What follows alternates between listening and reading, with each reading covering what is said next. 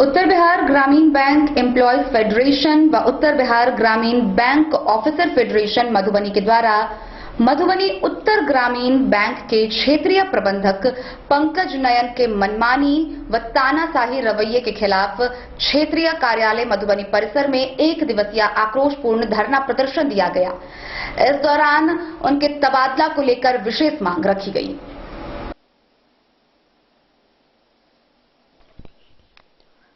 मधुबनी उत्तर ग्रामीण बैंक के क्षेत्रीय प्रबंधक पंकज नयन के मनमानी एवं तानाशाही रवैये के खिलाफ क्षेत्रीय कार्यालय मधुबनी परिसर में आक्रोशपूर्ण धरना प्रदर्शन किया गया।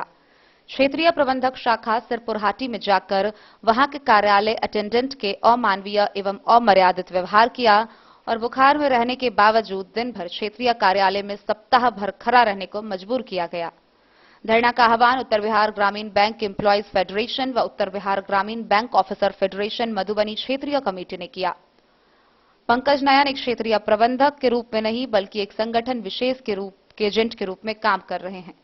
उन्होंने कहा कि यूनियन के सदस्यों को प्रताड़ित व अपमानित करना उनका मुख्य लक्ष्य है। क्षेत्रीय प्रबंधक के इस कुकृत्य में प्रधान कार्यालय से उच्चाधिकारियों का वरद हस्त प्राप्त है। बैंक के उच्चाधिकारियों को मधुबनी के क्षेत्रीय प्रबंधक के क्रियाकलापों के बारे में अवगत कराया जाता रहा, लेकिन उच्चाधिकारियों ने मधुबनी के क्षेत्रीय प्रबंधक को मनमानी करने की खुली छूट दे रखी है। उत्तर बिहार ग्रामीण बैंक एम्प्लॉयज एवं ऑफिसर फेडरेशन मधुबनी क्षेत्रीय कमेटी ने क्षेत्रीय कार्यालय परिसर में क्षेत्रीय प्रबंधक के पद से पंकज नयन को पद मुक्त करवाने के लिए प्रथम चरण में एक दिवसीय धरना दिया है। उच्च प्रबंधन इस महाधरना का संज्ञान लेते हुए पंकज नयन को अविलंब क्षेत्रीय प्रबंधक के पद से नहीं हटाया गया तो फेडरेशन अपने संघर्ष को तेज करेगी। धरना को प्रदीप कुमार मिश्र, रमाशंकर प्रसाद, यूपी शर्मा, पीके दास, के कमलेश, अशोक कुमार नायक, नरेंद्र कुमार श्रीवास्तव, रोशन कुमार, भोला पासवान, गगन, सुरभि, शिल्पा, नीरज, विशाल, सुशील, अभिषेक समेत कई लोगों ने अपने संबोधन में उच्च प्रबंधक से आग्रह किया कि वे अविलंब बैंक हित में पंकज नयन को क्षेत्रीय प्रबंधक के पद से तबादला कर दे, अन्यथा आंदोलन को तेज करने के लिए बाध्य हो जाएंगे। वो जो कस्टमर थे उनको लाए वहाँ पे और उन्होंने 20,000 रुपये उस अकाउंट में जमा भी कर दिया। वहाँ से लौटने के बाद उनकी 1 तारीख को, जैसे कि मुझे सूचना प्राप्त हुई है कि 1 तारीख को उनकी सुबह मृत्यु हो जाती है। मृत्यु के पश्चात वो हमारे जो बीसी हैं इनको बंधक बना दिया और उनके साथ में जबरन मारपीट की गई। इस बात की सूचना मुझे 10 बजे के तकरीबन मिली। जब मैं ब्रांच में उपस्थित हुआ तब मुझे पता चला कि मेरे जो ब्रांच के अधिकारी हैं उनकी भी जान के ऊपर खतरा है और इनको तो ऑलरेडी बंधक बनाया हुआ था ही। उसके बाद हम लोग अधिकारी को पहले ब्रांच से हटा करके उसको दूसरे ब्रांच में भेज दिए क्योंकि उनकी जान के ऊपर खतरा पहले से ही लग रही थी। उसके बाद फिर थाना अध्यक्ष महोदय के जो आदिल थाना के हैं उनके हस्तक्षेप के बाद ये मुक्त होकर के हमारे ब्रांच में आए। तकरीबन 12 से 1 के आसपास में ये हमारे ब्रांच में आए। ब्रांच में आने के बाद जब ये कुछ देर बैठे उसके बाद वहाँ पे कुछ पब्लिक आई हुई थी, जो उसके बाद वो लोग बोल रहे थे कि इसको यहाँ से मुक्त कीजिए और हमें पैसा का डिमांड कीजिए। पहले वो लोग कुछ पैसे को 4 लाख रुपए के आसपास की डिमांड कर रहे थे, जो कि आदेड़ थाना की मदद से शाम को तकरीबन 5:30-6 बजे के आसपास 25,000 रुपए में, कितना 85,000 रुपए में 85,000 रुपए देकर के मैटर को सॉर्ट आउट किया गया। वहाँ से सर हम लोग किसी तरीके से जान बचा करके निकले हैं। भीड़ इतनी उग्र थी, हम लोगों की हत्या कभी भी हो सकती थी वहाँ पे। मतलब उनको पैसा देने का मतलब था कि इनका जान बचाना, क्योंकि वो लोग बोल रहे थे बार बार कि अगर आप बिना पैसे दिए हुए यहाँ से जाते हैं तो हम इनका और इनके परिवार वाले का लाश और जिनकी डेथ हुई है उनका लाश, तीनों का लाश आज एक ही आंगन में जलाएंगे। तो हम मेरी जान का परवाह और इनका जान का परवाह के बाद ये। क्या नाम हुआ आपका? मेरा नाम अमन आयुष है। क्या नाम हुआ आपका? मेरा नाम सर नवीन कुमार मिश्रा हुआ। मैं कपसिया ब्रांच का बीसी हूँ।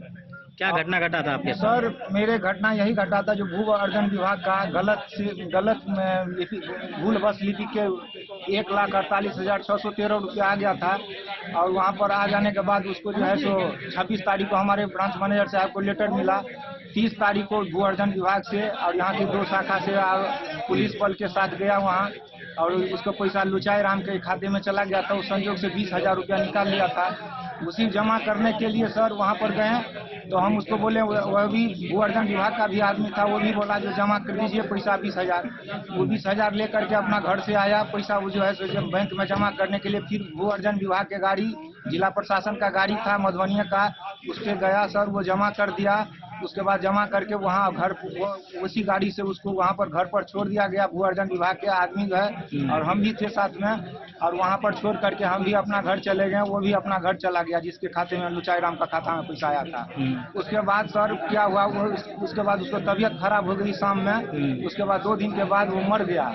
अब मर जाने के बाद सर हमको 9 बजे दिन में वहाँ पर हमारे गांव है, वहाँ पर मेरे मीडिया प्रभारी रंजीत जी हैं और ये भी हैं, तो इनका कोई गलती नहीं है। रंजीत बाबू हैं, ये हमको तोड़ मरोड़ के पूरा बहुत परेशान किया। बंधक बना करके 700 आदमी रखा सर हमको, और उसके बाद भर दिन भूखे रहे। और उसके बाद यहाँ पर जब हम देखें जो 3-4 बज गया, तो वहाँ से हम सर जो है सो वहाँ से भाग करके हम ब्रांच चले गए। और ब्रांच में जाने के बाद सर मैनेजर साहब को कहे सर हम RM सर को कॉल लगाने के लिए यहाँ से भी सूचना दिया।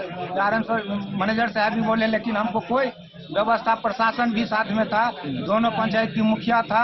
अंत में हमको बोला 85,000 रुपया आपको पहले दीजिए तब आपको छोड़ा जाएगा। हम BC हैं सर, 85,000 रुपया हमको जेबी से लगा, कर्जा रुपया उठा करके 5 रुपये सैकड़ा करके दिए। और RM साहब सर को सूचना फिर शाम में दिए, तब जा करके सर RM सर DDC के पास गए। और हमारे ब्रांच मैनेजर के साथ 3-4 बजे CCTV कैमरा में कैद है, वहाँ पर गाली दिए हमको, घींच करके 100 आदमी ब्रांच जलाने की काम किया। हमारे घर पर जा करके बोला जो आपको लाश जला देंगे। अब हम हरिजन कोटा से हैं, थाना प्रभारी बोले ये राम है, इनको 85,000 रुपया दे दीजिए, नहीं तो आपको जो है सो अभी का अभी यहाँ पर ये आपका इतना धारा लगाएगा, 307 लगाएगा, और आपको बहुत गलत भुगतान भुगतना पड़ेगा। 2 पंचायत के मुखिया मौजूद थे, उन्होंने जब मेल कॉल किया था RM को, तो कहा था कि सर यहाँ पे इस तरह से घेर लिया गया है। उस समय उनको आदेश दिया गया कि आप मेल करें। ऐसे सिचुएशन में जब आप फंसे हुए हो उस समय मेल करें, चिट्ठी लिखें, ये हमारे RM का कहना हुआ। और मेल करके भी उन्होंने हेल्प मांगा, तो उन्होंने हेल्प के रूप में क्या चाहिए वो भी पूछना जरूरी नहीं समझा, बस उसको इग्नोर कर दिया। हम पूछते हैं कि अगर आप रिस्पॉन्सिबिलिटी यहाँ का नहीं ले सकते हैं तो आप उस कुर्सी पर क्यों हैं? तो अब आप लोग क्या चाहते हैं? इन RM को यहाँ से हटाया जाए, जो व्यक्ति उस कुर्सी के लायक हो वही उस पर बैठे। नहीं हटेंगे तब तक हमारा क्रमबद्ध आंदोलन जारी रहेगा। मधुबनी से फिरोज आलम की रिपोर्ट।